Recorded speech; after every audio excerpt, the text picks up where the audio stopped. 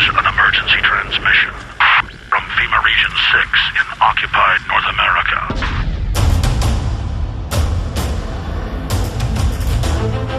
There is a war. It's happening now. It will decide the fate of humanity. The time to choose sides has come. We are the resistance. We are the info war.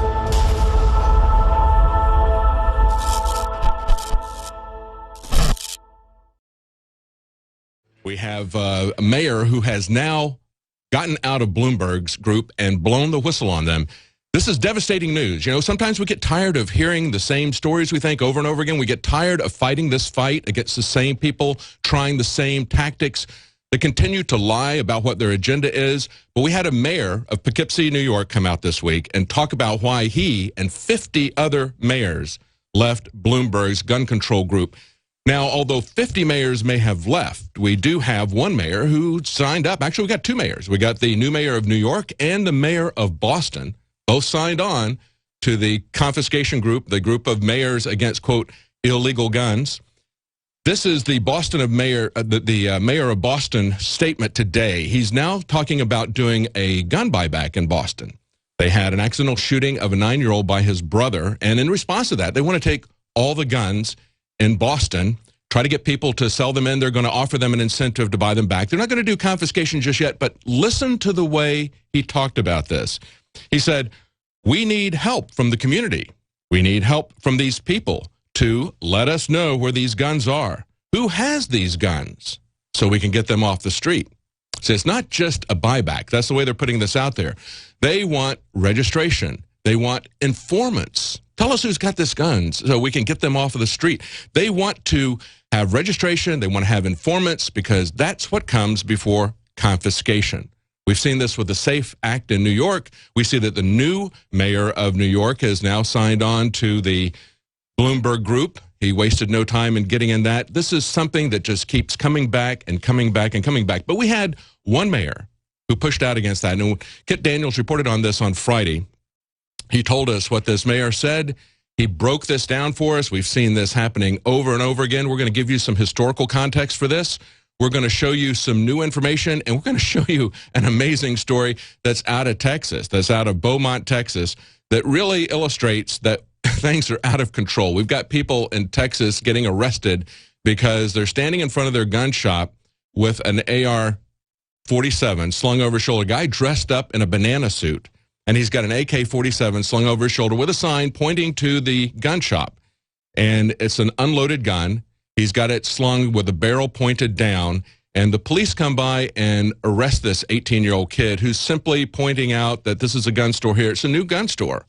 And it's interesting because this gun store changed locations. They were in a mall, and they got people who were afraid of them in the mall called the police on the gun owner one day when he walked in, which is perfectly legal here in Texas to have an AK-47 strapped over your shoulder. It's not legal right now to open carry a handgun, but you can take a long gun and you can open carry a long gun. And that's what he was doing, walking into his gun store. And some people said, we're afraid. And so they called the police, and the police harassed him. So he said, all right, I'm getting out of the mall. He got out of the mall, and for his grand opening, he's got a guy with a gun on, with a sign showing where the new store is, and they've harassed him. This is Texas, and people are afraid of someone who's open carrying a gun, and that's what they try to do. It's just like a political assassination. You know, Jesse Ventura said a long time ago, first they assassinate your character, then they assassinate you. They want you to be afraid of guns. They want you to be afraid of people with guns, unless, of course, they're wearing a uniform, in which case they can be as militaristic, as threatening, as abusive as possible, and you should just cower in fear to them. But if it's an individual with a gun, you should be very afraid. That's not America.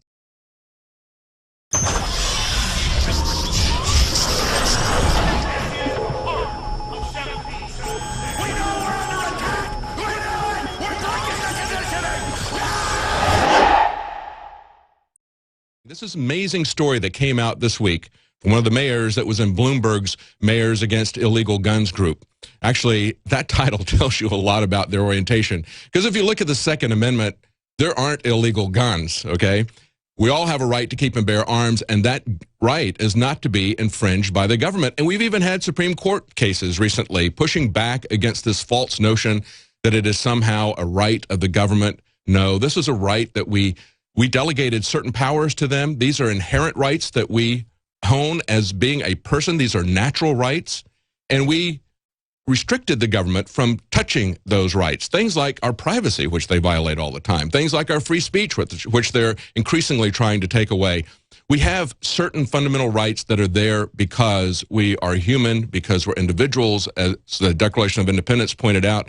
These are things that the government is now coming and trying to take away from us, even though they were explicitly told they did not have a right to do that. That's what the Bill of Rights is about. It's about individual rights. It's not about the government's rights. And even the 10th Amendment says, no, by the way, if we left anything out, you can't assume that. It's kind of like, these are encroachments.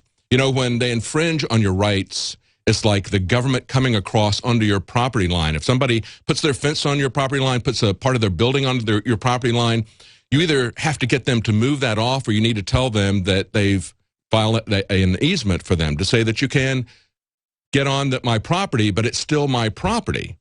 Now, we've seen this happening over and over again, and yet we're allowing, if we step back and we get tired of this fight, if we don't pay attention, this is like allowing them to keep their encroachment onto our property, and after a certain while, they'll pretend that it's theirs. You know, you can legally do that in real estate. And that's the approach that the government is taking. They even do it with their secretive FISA court. They meet in secret with only one judge, no opposition, no jury. They come up with a decision. They publish it secretly. We're not allowed to see it. And then they maintain that they have changed and modified the Constitution. They might publish a notification about how some alphabet agency, maybe the EPA or the TSA or the IRS, is going to now encroach on our freedoms, or they're going to add something with the FDA is maybe going to allow people to add something that is poisonous to our food, and we say they have a public comment period. If we don't publicly comment about it, they say, well, they're fine with that. And they go ahead with their regulations. Now, of course, even if we comment about it and we say we're not fine with it, they still go ahead and anyway, because we have a very docile, passive government at the congressional level, at the legislative level. They have delegated their authorities to the regulatory agencies. So we have a very dangerous situation. We've got a federal government that is basically going wild. It's basically biting the hand that feeds it. That would be us. It's basically turning on its master. So we have a federal government that's really kind of gone feral. So, you know, if you just take out the D, you've got it right there. They go from federal to feral. And I guess we should start calling it the feral government and kind of sound like James Carville. This story, though, this story pulls us back, and Kit Daniels did a great job of packing in what's been going on. This is the Poughkeepsie mayor. His name is Kasich, I think is the way you pronounce it. It's an unusual name. He said it didn't take long, once he joined this group, it didn't take long to realize that Mayors Against Illegal Guns agenda was much more than ridding felons of illegal guns. Under the guise of helping mayors facing a crime and drug epidemic, MIAG intended to promote confiscation of guns from law-abiding citizens. He said, I don't believe, never have believed, never will believe that public safety is enhanced by encroaching on our right to keep and bear arms. I will not be a part of any organization that does. He pointed out that there are 50 other mayors who have left. But now there are other mayors who've just gotten elected. We've got a new mayor in Boston. We've got a new mayor in New York. And they're joining the group, Bloomberg's group, because it was Bloomberg and the mayor of Boston that started it in the very first place. And as I mentioned in our first segment, just today, the mayor of Boston announced that they're going to have a buyback. He's trying to capitalize, as they always do, on shootings, on accidental shootings, on mass shootings. Whenever there's a death, you never see this happen if there was an accident. You have a 14-year-old who shoots his 9-year-old brother with a gun and kills him. Now, if he had backed over him in the driveway accidentally, or backed over a young child in the driveway, should everybody lose their automobiles because that tragedy happened? That is not the basis for how we conduct ourselves in this country. They're only able to do that because so many people have gotten away from the gun culture. So many people are afraid of guns. So many people fear the mere presence of a gun. They freak out when they see it. We also mentioned in the first segment how in Beaumont, Texas, just outside Houston, we had a guy arrested who was standing in front of a new gun shop with a AK-47 slung over his shoulder, pointed down, unloaded, totally legal in the state of Texas. And yet they come at this guy and they arrest him. He was leaving. The store had moved from a mall because they had been harassed repeatedly at the mall for that very same sort of thing. People would get afraid. They would see guns, and they're going into a gun store. Listen to this article. Beaumont police were called to the Golden Triangle Tactical Saturday morning after complaints that a man dressed as a banana was seen holding an AK-47 outside the store. It was their grand opening because they'd moved from the mall. Back in December, the store owner had been stopped by the police inside of the mall for carrying an assault weapon alongside his back.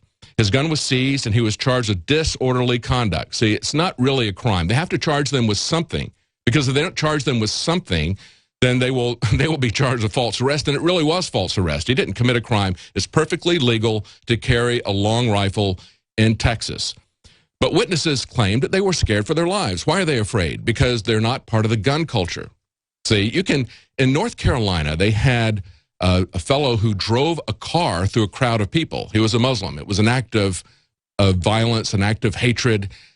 But he didn't shoot people. He drove his car through them. Now, if he had shot a lot of people, there would have been calls everywhere for change of gun laws in North Carolina, a change of gun laws nationally.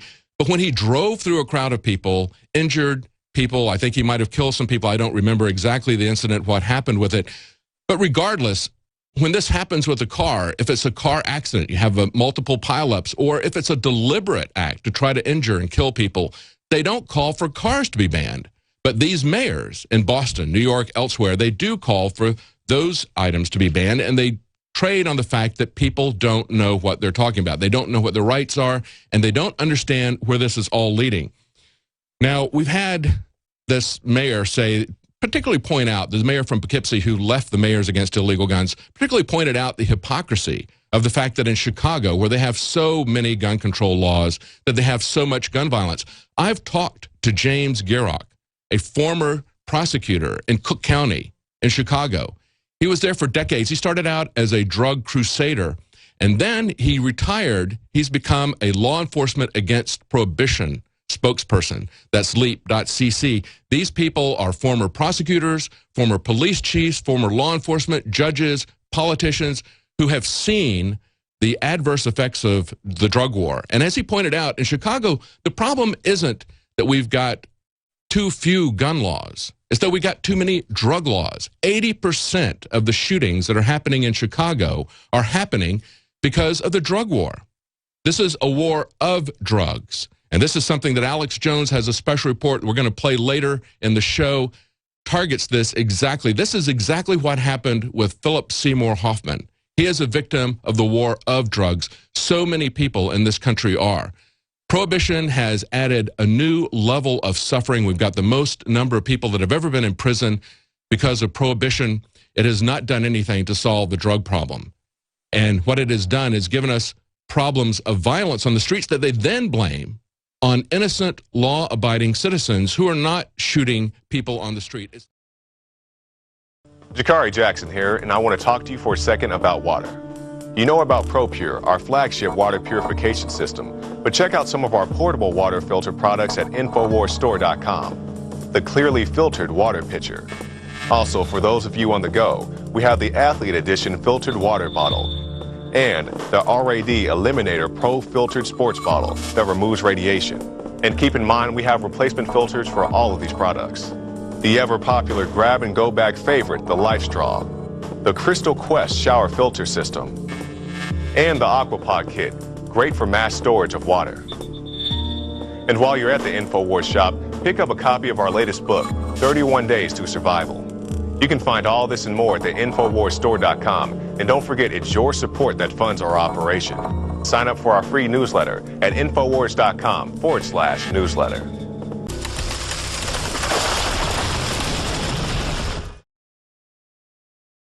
We've got a city councilman here in Austin, Mike Martinez, and Jakari Jackson and I were there filming this event. This is Moms Demand Action here in Austin, and he got provoked by some people who were just holding two signs, pro-Second Amendment signs. They were not yelling, they were not screaming. Art Acevedo, the police chief here, misrepresented that, said that they were screaming at them. They weren't. It was the people around them who were doing it, and we've got that on videotape. My wife was there standing behind the two guys taking videotape, so we know what happened. We saw it there. But at one point, Mike Martinez gets up when he gets ready to speak and takes the mic and says, your sign, which this is a sign saying that they're going to come after all guns, they're going to ban all guns. He said, your sign is not true yet, but hang on to it because we're going to make that come true. Here's that video. First of all, to the gentleman that's dying for attention, someone needs to inform him that there is no gun ban currently. But because of the work that we're doing here today, we will make your sign legitimate shortly. So you hang on to that. Yeah, they will make that sign legitimate shortly. That is the memo that all of these Democrat local government people have. Now, Art Acevedo had gone to Washington. He's been a part of this gun control meetings that Obama is running, as well as Mike Martinez. They're all on this agenda. And we've got one mayor in Poughkeepsie, New York, who pulled out and said that he wasn't going to be a part of an organization that was about gun confiscation, that it was misrepresented to him and to a lot of other people. 50 mayors have pulled out. They said that what they learned was that it was about all-out nationwide gun confiscation, and that wasn't going to help the crime problem. They wanted to pull back illegal guns. In other words, guns that were in the hands of felons, for example. But this is about total gun confiscation. This is what they've been working for and moving for a long time. Here's some context from a year ago. Here's an InfoWars report from 1 year ago. Aaron Dykes here for Infowars.com and a quick news bulletin. Now, it came out today in Politicker how after Aurora, Mayor Bloomberg made his plans for the next massacre and how he was going to use it to push gun control. Well, no duh. We saw this coming, but it's good to have it documented now. And it details how in just a few hours after the Aurora massacre, he began flagging Obama, who was then a candidate for re-election, Romney, saying, what are you going to do about guns? Reviving his whole Mayors Against Illegal Guns, which itself is a fraudulent group, misdirecting on the real issue of gun violence, which really comes from gun control policies within cities, and making it seem like an individual problem, a big misdirection government always does, despite the issue. But I already documented back on January 1st, New Year's of this year, the top 10 events that proved the Obama administration was already planning gun control long before the Newtown tragedy, and just simply exploited it with all the dead children and used it to move forward the agenda they've been stealthily planning for years and years and years. Feinstein herself was admittedly working on her assault weapons ban legislation on the days leading up to the election, and it had nothing to do specifically with Adam Lanza or how he got his weapons or what allegedly happened there. It had to do with them waiting for any kind of tragedy to happen and just using the propaganda on the backs of it, making people feel guilty for those deaths and trying to take away everyone's rights. That's right. As Aaron pointed out, back in November of 2012, this is in between the Aurora, Colorado shooting and the Sandy Hook shooting, Dianne Feinstein was holding staff meetings with the ATF, and her rumored bill was going to ban pistol grips, high-capacity magazines. We're seeing that now in a lot of these gun control states. And it was going to ban other aspects of weapons and possession. You couldn't resell your weapons to other people if you had that in your possession. She wanted an outright ban. She wanted it in '95, almost 20 years ago.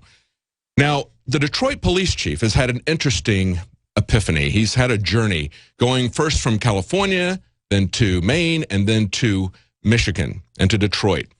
And this is covered in the article from Kit Daniels. He links to this article.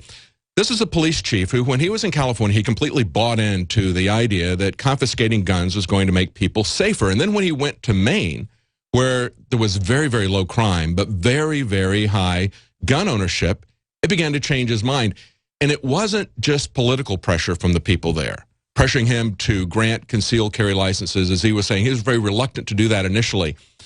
But it was something that I think really took with him. I think he really learned the lesson and took it to heart, because when he moved back to a gun control area in Detroit, Michigan, he's now making statements like this. He says, if more citizens are armed, criminals would think twice about attacking them. This is Detroit Police Chief James Craig. And he said, when we look at good community members who have concealed carry permits, the likelihood that they'll shoot is based on their lack of confidence in the police department. So he says he changed his orientation very quickly when he went to Maine. And, of course, they feel like they always have to put a balancing argument against this in the press. So they have somebody from a gun control group. And she says, well, This is Robin Thomas. She's with a gun violence group in San Francisco. She says his position is an emotional one. It's based on the idea that people feel safer when they have guns. That's not what the police chief is saying. The police chief has guns. He already has a gun. He doesn't feel safer because these honest citizens, these law-abiding citizens have guns. It's not just that they have guns. This is because he's seen the decline in violence. He knows that they're going to be there. They're going to have his back in many of these situations. In many of these situations, it will be diffused peacefully just by people having guns. They can prevent it from ever even happening. It's a deterrent. He knows that. It's reflected in the FBI statistics. Contra to what this lady says in the article, this Robin Thomas says there's no research that shows that guns make anyone safer or that it reduces crime. That is an absolute lie. There's been research after research showing that. As a matter of fact, we can see what happens in areas like the UK where they completely ban guns. We see that gun violence, not just overall violence, but violence from guns doubled after the guns were confiscated in England. So how does that happen? Well, it happens because you've got this thing called a black market, just like with drugs. Just merely prohibiting something doesn't make it go away. It still stays there because people have a need for it. It'll be there. It'll just be there as a black market. And what you will wind up doing is adding a very dangerous criminal element to it. You'll give criminal groups a monopoly on the provision of this thing, just like it was during alcohol prohibition, just like we've seen with alcohol prohibition. The same thing can and does happen whenever they prohibit guns. That's why gun violence doubled in England after they prohibited all guns. Now, why is it that these mayors are only concerned about violence from guns?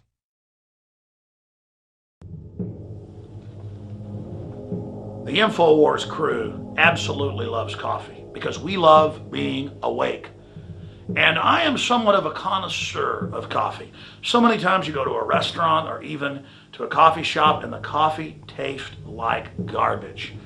And in all the different coffees I've tried, my favorite is grown in the high mountains, in shade, Arabica, on the border with Guatemala in southern Mexico by the Chiapas farmers. I make sure we've done the research. I make sure it's the very best product that we can offer you when I put my name on it. And I believe, and it's my taste, so you may differ, that this is the best coffee in the world from southern Mexico. Wake Up America Patriot Blend, 100% organic, Arabica shade grown. And then we have the Immune Support, 100% organic coffee, infused with a special type of mushroom known to boost the immunity. This coffee is seriously so smooth. I normally have to douse my coffee with cream and sugar and cinnamon and all kinds of tasty treats, but I drink this black. It is so good.